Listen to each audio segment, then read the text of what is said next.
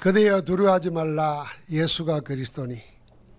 그대여 안심하라. 예수가 그리스도니.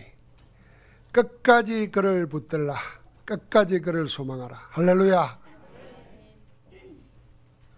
오늘 일부 예배 메시지를 제목이 영단제라고 했습니다.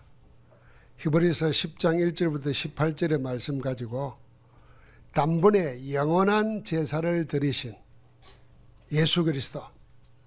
그래서 우리가 우리 죄를 위하여 다시 다른 제사를 필요 없도록 만드신 영원한 단번에 제사를 끝내신 예수 그리스도. 그 일부 예배 메시지를 꼭 붙잡고 제사가 인류 역사에 어떻게 해서 내려와서 어떻게 변형돼서 지금까지 속이는가. 왜 우리는 제사를 드리지 않고 하나님을 예배하면서 하나님의 인도를 받는가. 왜 복음이 들어가는 곳마다 사람을 제물로 바치는 인신제사, 짐승을 제물로 바치는 동물제사, 이런 제사들이 없어지고 예배가 일어나고 개인의 인권과 자유를 그리고 서로 존경하고 사랑하는 이런 복음 문화가 생겨났는가 하는 것을 성경과 인류 역사를 통해서 밝혔습니다. 여러분 다시 한번 들으면서 모든 것을 단번에 완전히 끝내신 그리스도, 그래서 완전하신 그리스도 그러는 겁니다. 사람들이 그리스도가 완전하다는 말을 그냥 추상적으로 생각해요. 실제적으로 단번에 한 번의 제사로 영원한 제물이 되셔서 우리를 위해서 다 해결했습니다. 인류의 모든 걸음을 열어놓으신 줄 믿습니다. 그 그리스도가 오늘 30절에 마지막에 고백했습니다. 하나님이 나와 항상 함께 하시도다. 내가 그의 기뻐하신 일을 행함으로 하나님 나를 혼자 두지 아니하셨다 그랬습니다. 하나님이 예수님을 혼자 두지 아니하셨듯이 모든 문제를 해결하시고 지금 능력으로 살아 역사하시는 예수 그리스도께서 우리를 혼자 두지 아니하시고 함께 하시는 줄 믿습니다. 이 요한복음 7장부터는 유대 종교 지도자들이 본격적으로 예수님을 체포하려 하고 고소할 틈을 찾기 위해서 함정을 만드는 그런 장면들이 계속 나왔습니다. 현장에서 가늠한 여자를 성전에 끌고 와서 모세의 율법을 운운하며 질문한 것도 그런 의도였습니다. 그 이후 바리새인들은 오늘 8장에 보니까 주님과 여러 가지로 논쟁을 벌입니다. 그 논쟁의 내용이 뭐냐면 이런 겁니다. 네가 하는 말은 누구 말이냐? 너는 어디서 왔느냐? 네가 누구길래 이런 말을 하며 무슨 자격으로 이런 일을 행하느냐? 도대체 네가 누구냐? 따져 묻습니다. 결국은 논쟁의 핵심이 뭐냐면 예수님을 보고 너는 누구냐? 하고 묻는 겁니다. 그러나 주님은 말씀으로 이미 밝혔습니다. 내가 하는 말은 내 것이 없다. 아버지께서 하라고 하신 말을 하고 보여주신 것을 내가 말한다. 5장 19절에 그랬지 않습니까? 아들이 아버지께서 하시는 일을 보지 않고는 아무것도 스스로 할 수 없나니 아버지께서 행하시는 그것을 아들도 그와 같이 행하느니라. 7장 16절에 이랬습니다. 예수께서 대답하여 이르시되 내 교훈은 내 것이 아니요 나를 보내신 이의 것이니라. 이미 말했습니다. 사마리아 여자가 예수님께 이렇게 말했습니다. 메시아 곧 그리스도로 하는 자가 오셔서 우리에게 모든 것을 알려주실 것입니다. 이렇게 말할 때 예수님이 그에게 말했습니다. 내게 말하는 내가 곧 그라. 자신이 하나님의 보내시기로 언약하신 그리스도이심을 이미 밝혔습니다. 그런데도 바리새인들이나 종교 지도자들은 주님이 하신 말을 여러 번 듣고도 믿지 않았습니다. 오늘 다시 한번 말합니다. 그 주님이 다시 말하는 내용이 주님이 누구이며 어디서 왔으며 누구의 말을 하는 것이 가는 것입니다. 여러분 이것은요 주님이 어디서 와서 누구의 말을 하면 누구냐 하는 것은 여러분과 내가 신앙생활의 모든 근본입니다. 하나님이 함께하는 신앙생활, 그 근본이 뭐냐면 예수가 누구냐를 아는 것입니다. 그의 말이 누구의 말이냐를 아는 것입니다. 우리가 복음을 하나님의 능력이고 하나님의 지혜라고 그러지 않습니까? 하나님의 능력과 지혜인 복음을 어떻게 누리며 살겠습니까? 그 기본이 뭐냐면은 예수님이 하시는 말씀이 누구의 말이고 예수님이 누구냐? 거기에 대한 확신을 가지는 겁니다. 오늘 찬양대가 찬양했지 않습니까? 그래서 완전하신 그리스도, 그가 우리와 함께 하시니 끝까지 그를 소망하라, 끝까지 그를 바라라 하지 않습니까? 여러분 마음속에 예수 그리스도가 모든 것 되시기를 주의 이름으로 축복합니다. 바리새인들은 주님이 어디서 왔으며 어디로 가는지를 알지 못했습니다. 그렇게 아버지 하나님이 보내셨고 아버지께서 보여주시고 하라고 하신 일을 하는다고 말을 해도 알아듣지 않았습니다. 그런 바리새인들이 네 아버지가 누구냐고 묻자 주님이 하신 말씀입니다. 19절에 너희는 나를 알지 못하고 내 아버지도 알지 못하는도다. 나를 알았더라면 내 아버지도 알았으리라. 예수 그리스도를 알면 하나님을 알게 됩니다. 하나님을 알면 예수 그리스도를 믿게 됩니다. 그런데 바리새인들은 예수님도 하나님도 알지 못했습니다. 이유는 분명합니다. 그 역시 주님이 지적했습니다. 이들은 예수님을 오로지 육체로만 판단했기 때문입니다. 바리새인들은 주님이 갈릴리 출신이며 그 부모 형제를 우리가 아는데 어찌 지가 하늘에서 왔다 그러고 어찌 하나님을 아버지라고 하고 하나님과 동등으로 말하느냐, 이건 죽음 마땅한 신성모독죄다 판단하고 정죄해버렸습니다. 바리새인들이나 지도자들은 모두 이렇게 예수님을 육으로만 판단했습니다. 아무도 예수 그리스도께서 친히 밝히신 정체와 하나님과의 관계를 영적으로 보지 않았습니다. 예수님이 자신을 세상의 빛이니 나를 따르는 자는 어둠에 대는지 아니하고 생명의 빛을 얻으리라 그렇게 말해도 이건 참이 아니고 거짓말이다 이렇게 말했습니다. 바리새인들은 육으로 판단하고 보이는 것만 보고 믿으려 했습니다. 그들은 말씀이 육신을 입고 생명의 빛 되시는 그리스도가 오셨는데도 알아보지 못했습니다. 예수님이 누군지 못 보기 때문에 그를 보내신 하나님도 알지 못합니다. 그를 보내신 아버지께서 주님을 위해서 정해놓은 말씀은 더더군다나 믿을 수가 없었습니다. 오늘날은 어떻습니까? 오늘날에도 누가 예수 그리스도를 알아보지 못합니까? 알아보지 못하고 믿지 못해서 예수 그리스도를 부인하고 반대하는 사람은 어떤 사람입니까? 전부 다 예수 그리스도를 육으로 판단하는 자입니다. 그래서 예수님도 하나님도 알아보지 못하고 믿지 못하고 도리어 부정하고 반대합니다. 요한복음은 처음부터 예수 그리스도를 태초부터 천지를 창조하신 말씀으로 하나님으로 정언합니다. 그 말씀이 사람들의 빛이고 생명임을 정언했습니다. 말씀이신 하나님의 육신을 입고 우리 가운데 오신 분이 예수 그리스도라고 정언했습니다. 예수님 당시에 유대인들은 그럴 거 아닙니까? 예수님의 육신에 대해서 너무 많은 정보와 지식을 가지고 있었습니다. 어디서 태어났고 어디서 자랐고 그 부모가 누구고 형제가 누구고 어디서 뭘 하며 자랐고 다 알고 있습니다. 그러니까 도저히 예수님이 하는 권위 있는 말 감탄을 하면서도 믿으려 하지 않았습니다. 무슨 기적을 행해도 믿으려고 하지 않았습니다. 하면 할수록 오히려 생각나는 건 뭐냐면 저거 갈릴리 출신인데 저거 지혜비가 목수고 지도 목수로 자랐는데 저기 어디 배우지도 않았는데 자꾸 이러는 겁니다. 우리 교회는 그런 분 없지만은 내가 고향에 가서 설교를 하거나 뭐 말을 하면 자꾸 어딜 생각하면 저 옛날에 나보다 공부 못한 친구인데 이렇게 나를 보려고 그래요. 그래서 내가 목사 앞에서도 장로들이 말을 더 많이 해. 내 친구 장로들이. 그동안 내가 얼마나 공부를 많이 해가지고 얼마나 훌륭한가 이 생각하는 거야. 나 고등학교 다닐 때만 생각하는 거예요. 아이고 어린애 같은 것만 생각하니까 목사가 됐는데도 그냥 설교를 들으려고 안 해요. 그러니까 예수님이 그랬던 겁니다. 지금도 마찬가지입니다.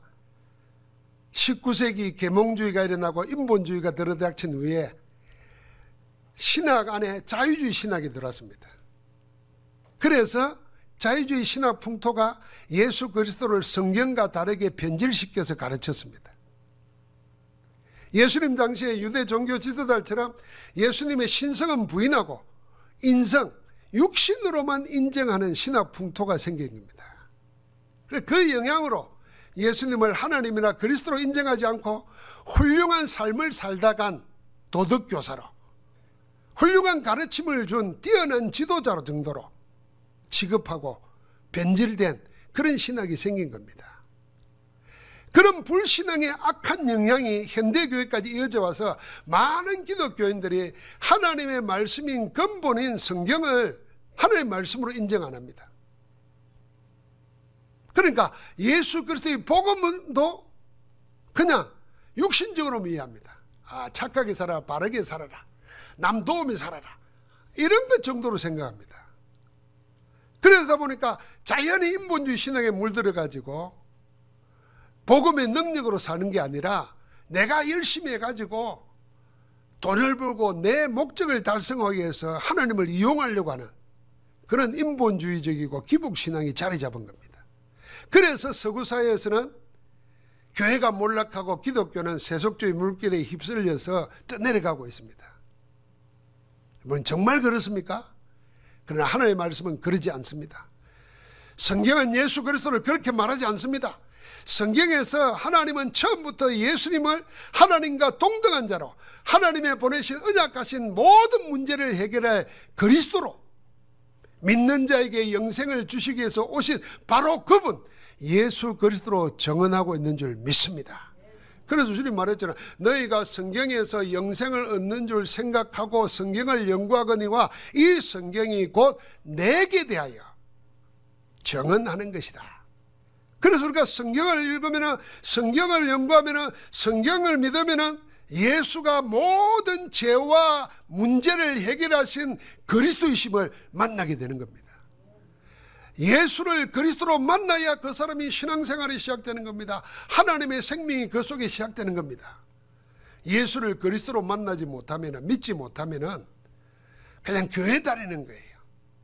여러분 평생 교회 다니면서도 예수 그리스도 이름으로 기도 응답도 못 받아보고 예수 그리스도 이름으로 전도하는데 사단에게 눌리고 귀신에 시달리고 저주와 재앙 가운데 있는 자들이 해방받는 역사 본 적이 없어요.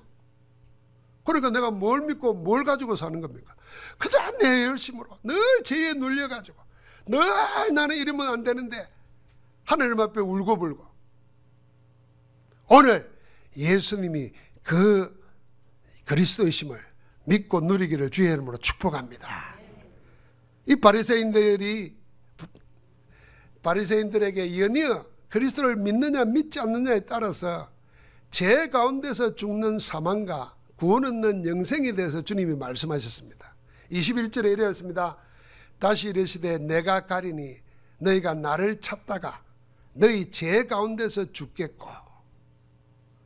사람들이 다 그리스도를 찾아요. 누가 나를 구해줄까? 누가 나를 이 어둠에서, 이 절망에서, 이 죽음에서 나를 건져줄까? 자꾸 찾아요. 찾다가 어떻게 한다고요?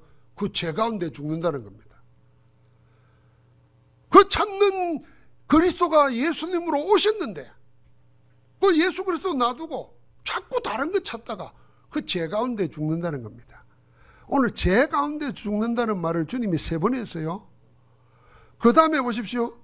그러므로 내가 너희에게 말하기를 너희가 너희 죄 가운데서 죽으리라 하였노라. 24절입니다. 너희가 만일 내가 그인 줄, 내가 하나님의 보내신 자 그리스도이심을 믿지 아니하면 어디에서 죽는다? 너희 죄 가운데서 죽으리라. 28절 보세요.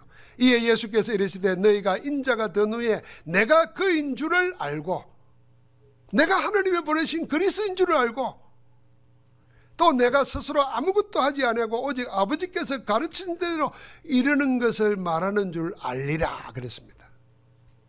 여러분, 요한복음 8장 21절, 24절, 28절에 두 가지 말씀을 반복해서 했습니다. 하나는 뭐냐면 내가 그라는 것입니다. 다른 하나는 너희가 죄 가운데서 죽으리라 하는 겁니다. 내가 그라는 것은 내가 하나님이 우리를 죄와 저주와 사단과 지옥에서 건져내시기 위해서 보내겠다고 말한 메시아 예수 그리스도가 바로 이 예수다 그 말입니다. 바로 이 예수가 그리스도인데 이 그리스도를 알지 않거나 믿지 아니하면 그 사람은 무엇 때문에요? 믿지 아니하는 그 죄 때문에 죽는 겁니다. 여러분, 죄 때문에 우리 지옥 가는 거 아닙니다. 죄를 해결 못해서 지옥 가는 겁니다. 죄를 우리가 해결 못하기 때문에 하나님이 우리의 죄를 해결하시기 위해서 그리스도를 보내겠다고 그분이 오셨습니다. 그분이 예수입니다. 어디서 해결했습니까? 십자가에서 단번에 영원한 제사로 끝내버리신 줄 믿습니다. 그래서 주님이 십자가에서 다 이루었다는 겁니다. 그 말이 무슨 말입니까? 내가 뭘 보태야 될 것 남겨놓지 않고 다 해결했다는 겁니다. 그래서 믿는 자가 구원 얻는 겁니다. 믿음대로 사는 자가 구원받는 게 아니고 믿으면 구원받습니다. 믿어야 살 수 있는 힘이 생기는 것입니다. 예수를 그리스도로 믿지 아니하는 불신앙의 결과에 대해서 결정적으로 하신 말씀이 뭡니까? 너희가 너희 죄 가운데서 죽는다는 겁니다.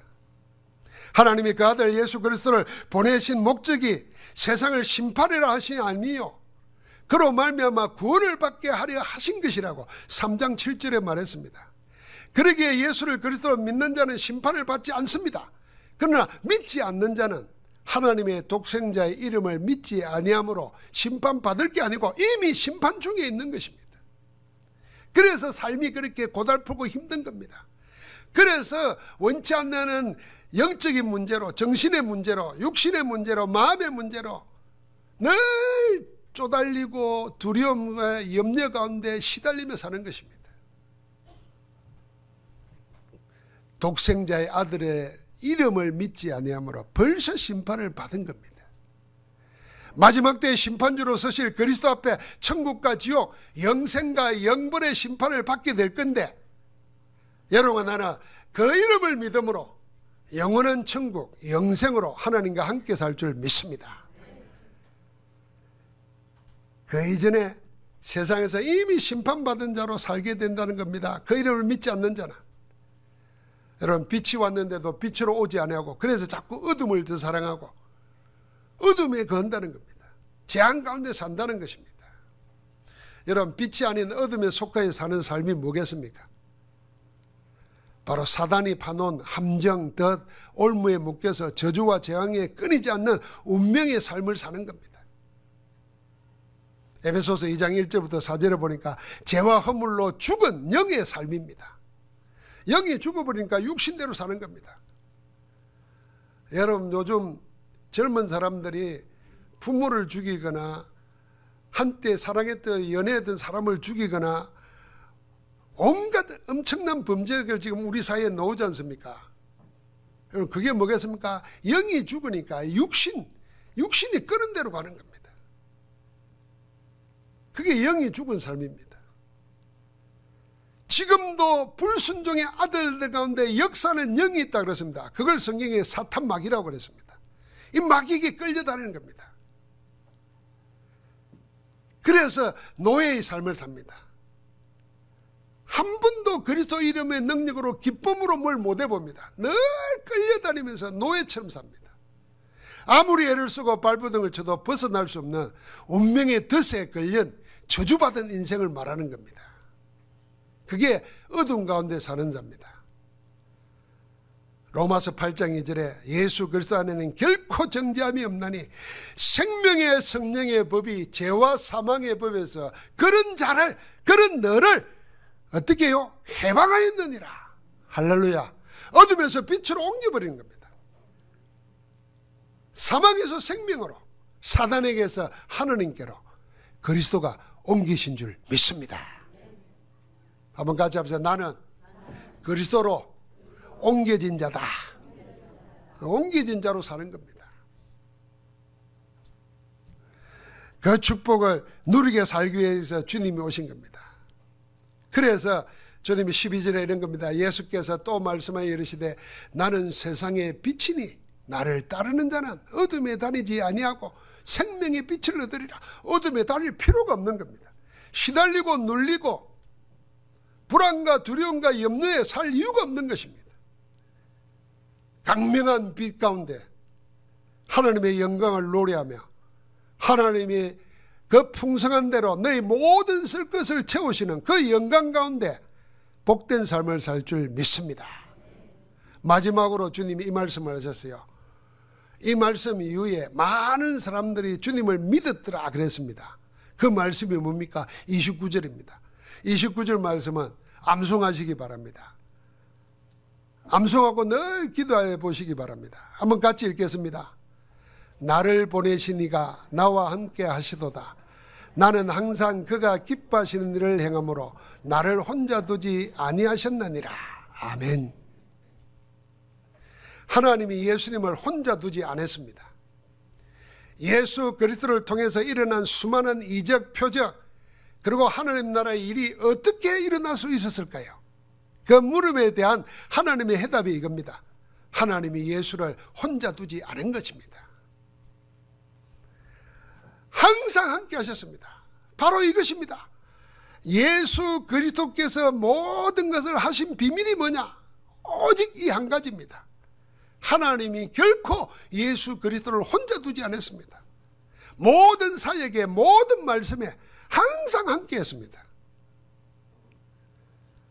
사랑하는 성도 여러분, 한번 생각해 보십시오. 만약 하나님이 여러분과 나를 혼자 두지 않는다고 생각해 보십시오. 하나님이 항상 함께 한다고 생각해 보십시오. 한번 그 복을 한번 생각해 보십시오. 어떻게 우리가 요한복음 8장 29절의 말씀의 성취를 누리고 살 수 있을까요? 첫 번째는 믿어야 됩니다. 하나님이 우리와 항상 함께 한다는 사실을 믿어야 됩니다. 여러분, 성경을 통해서 구원받은 자, 택한 하나님의 백성들에게 주신 하나님의 최고 약속이 뭡니까? 내가 너와 함께 하겠다는 임마누엘입니다. 그래서 요한복음 14장 16절 17절에도 성삼위 하나님이 어떻게 한다고요? 우리와 영원토록 함께 하기 위해서 우리에게 다른 부에서 성령을 보내시겠다 그랬습니다. 그 성령이 우리 안에 우리와 함께 영원히 함께 하신다고 그랬습니다. 하나님의 약속이에요. 믿어지시기를 바랍니다. 믿는 게 아니고 믿어지셔야 됩니다. 주님이 마지막 가시면서 하신 말씀도 뭡니까? 마태복음 28장에 내가 세상 끝날까지 너희와 항상 함께 있으리라 그랬습니다. 그래서 우리에게 성령을 선물로 주신 겁니다. 우리가 살아가면서 하나님 보실 때 또 내 양심에 끄리끼는 죄를 지을 때도 있고 도저히 내 스스로 견디기 힘들 때도 있잖아요. 그럴 때 우리는 이렇게 생각합니다. 하나님이 나를 떠난다 생각합니다. 아닙니다. 여러분과 내가 실수하고 범죄하고 있어도 하나님이 우리를 떠나지 않습니다. 우리 안에 탄식하며 기도하면서 회개하고 하나님의 은혜와 기쁨을 누리도록 우리와 더 함께 하십니다. 우리가 잊어버리고 있을 때 하나님은 우리와 함께 하시면서 세상 끝날까지 우리를 인도하시는 줄 믿습니다. 그래서 성경에 그랬지 않습니까? 부모는 나를 잊을지라도 하나님은 우리를 잊지 않는다 그랬습니다. 그리고 자식 있는 부모 없습니다. 그런데 그 부모가 자식을 잊는 한이 있더라도 하나님은 우리를 잊지 않습니다. 첫째는 이 사실을 믿어야 됩니다. 두 번째는요, 주님처럼 항상 생각하면 됩니다. 뭘요? 하나님의 기뻐하시는 일이 무엇인가? 그걸 생각하고 그 일을 따라 살면 됩니다. 여러분, 하나님이 기뻐하시는 일이 뭘까요? 뭘 하나님이 기뻐할까요? 여러분, 지금 당장 스쳐가는 생각이 있지 않습니까? 내가 뭘 하면 하나님이 기뻐할까? 그때 이런 분이 있을 겁니다. 올해 연초에 내가 술, 담배 안 피워야 되겠다. 그게 했는데 아이고 설날 돼 보니까 또 하고 있네. 아, 이거 하면 하나님 기뻐하시라. 물론 그것도 기뻐합니다. 그거보다 더 기뻐한 게 뭐겠습니까? 하나님의 뜻 안에서, 그 뜻 안에서 사는 것입니다. 우리가 하나님의 뜻 안에 있으면, 여러분, 내가 하나님의 뜻 안에서 살면 하나님이 그걸 제일 기뻐하시는 겁니다. 그래서 주님은 항상 하나님의 뜻을 행하며 사신 것입니다. 그 요한복음 6장 38절부터 40절에 예수님이 이렇게 메시지한 거 우리가 기억합니다. 내가 하늘에서 내려온 것은 내 뜻을 행하려 함이 아니요 나를 보내신 이의 뜻을 행하려 함이라. 나를 보내신 이의 뜻은 내게 주신 자 중에 내가 하나도 잊어버리지 아니하고 마지막 날에 다시 살리는 이것이니라. 그러면서 40절에는 더 분명히 말합니다. 내 아버지의 뜻은 아들을 보고 믿는 자마다 영생을 얻는 이것이니 마지막 날에 내가 이를 다시 살리리라. 여러분, 하나님의 기뻐하시는 일을 항상 하니까 하나님이 혼자 두지 아니하고 항상 함께 했습니다. 하나님이 함께 하니까 예수 그리스도의 일 속에, 가르침 속에, 하는 일 속에 하나님의 증거가 일어났잖아요. 그럼 우리도 마찬가지입니다. 하나님의 기뻐하시는 일을 하면 하나님 나를 혼자 안 둡니다. 함께 하십니다. 내 일에, 내 사업에, 내 가정에 하나님이 함께 하십니다. 그 하나님의 기뻐하시는 일이 뭐냐 그 말이에요. 이게 나왔습니다. 내 아버지의 뜻은 아들을 보고 믿는 자마다 영생을 얻는 이것이니라. 그러니까 여러분과 내가 예수 그리스도 믿는 걸 하나님이 제일 기뻐하십니다. 혹시 어떤 분 이런 분 이렇게 생각하다가 나는 안 되겠다 이런 생각 있습니까? 내가 돈을 꼬불쳐 놓은 거 있는데 이걸 헌금 내면 하나님이 기뻐하리라. 아이고, 그런 째째한 거 하나님이 기뻐 안 해요. 하나님이 기뻐하는 거는 아들 예수 그리스도를 보고 믿는 걸 기뻐하십니다. 그러면 여러분과 나는 하나님을 얼마든지 기쁘시게 할 수 있습니다. 왜요? 믿으면 돼요. 뭘 믿어요? 예수가 그리스도라는 걸 믿으면 됩니다. 언제 믿어요? 항상 믿으세요. 언제 믿어요? 어려움 올 때 그리스도를 믿으세요. 문제 생길 때 그리스도를 믿으세요. 내 실존에 죽음의 위기가 왔을 때 그리스도를 믿으세요. 그 믿음을 하나님이 기쁘시게 하는 겁니다. 그래서 히브리서 11장 6절은 말했지 않습니까? 믿음이 없이는 하나님을 기쁘시게 못하나니 하나님께 나아가는 자는 반드시 그가 계신 것과 그가 자기를 찾는 자들에게 상 주시는 이심을 믿어야 할지니라 그랬습니다. 그 하나님을 기쁘시게 하는 믿음이 뭐냐면 예수가 그리스도라는 걸 믿는 믿음으로 사는 것입니다. 자, 여러분과 내가 예수 그리스도를 모든 문제 해결자로 지금도 살아서 역사하시는 하나님의 보내신 그리스도로 지금도 그 이름으로 구원하시고 그 이름으로 기도응답하시고 그 이름으로 흑암을 꺾는 그리스도로 믿을 때 제일 기뻐하신다는 거예요. 그 다음에 또 뭐겠어요? 예수 그리스도를 믿게 할 때 그게 하나님의 뜻에 맞는 일입니다. 이게 전도 선교 아닙니까? 여러분과 내가 우상 숭배하는 사람, 귀신에 시달리는 사람, 하나님 아닌 그리스도 아닌 다른 신들의 얼매에서 노예처럼 사는 사람, 그 사람에게 그리스도 말해서 다른 예수 아니고 예수 그리스도 믿게 하는 것, 그걸 하나님이 제일 기뻐하시는 겁니다. 그래서 전도자 선교자에게는 하나님 복이 늘 함께하는 것입니다.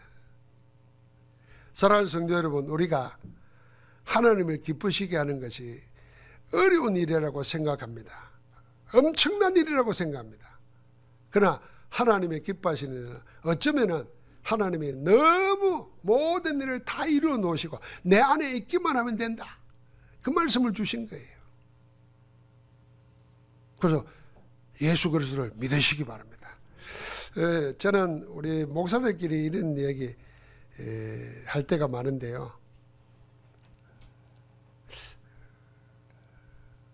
한경직 목사님이 이제 연세가 많으시고 연로하시고 가실 때가 돼서 이제 교계 지도자 목사님들이 찾아가 뵀다 그러잖아요. 남한산성 그 수양관에 계시는데, 그럴 때 다 이렇게 어른들 만나면은 뭐 이렇게 설날 같은데 덕담 한마디 해주세요, 뭐 가르침 한번 주세요, 이런 말 하거든요. 그 여러분, 그 젊은 사람들은 이런 명절 때 그래야 돼요. 아이고 할머니 덕담 하나 해주세요, 뭐 축복의 말 하나 해주세요, 이래야 돼요. 근데 그렇게 말을 하고 말해야 되는데 말 안 하고 막 하고 싶으면 하면 이 잔소리가 된다니까. 네 언제 결혼할래? 뭐 직장은 어딨냐? 뭐 아이고 뭐 어째 그래서 이러면 안 된다니까요. 그러니까 먼저 물어야 돼요. 덕담을 해달라고. 우리는 그렇게 해요. 그럴 때 이제 그 말씀을 듣고 한경희 목사님 그랬다는 거예요. 목사님들 예수 믿으세요, 그랬다는 거예요. 여러분 망신 주려고 그랬겠습니까? 우리 생에 제일 필요한 건 무슨 위대한 일을 하는 게 아닙니다. 예수 믿는 겁니다. 예수를 그리스도로 믿는 겁니다. 내 삶 속에 예수를 그리스도로 인정하는 그게 믿음입니다. 그 믿음이 하나님을 기쁘시게 하고, 하나님을 기쁘시게 할 때 하나님이 항상 함께 하십니다. 혼자 두지 않습니다. 여러분 생각해 보십시오. 내 인생에 하나님이 나를 혼자 안 둔다. 내 사업을 하나님이 내 혼자 두러 안 버려둔다. 내 자녀들을 하나님이 혼자 두지 않는다.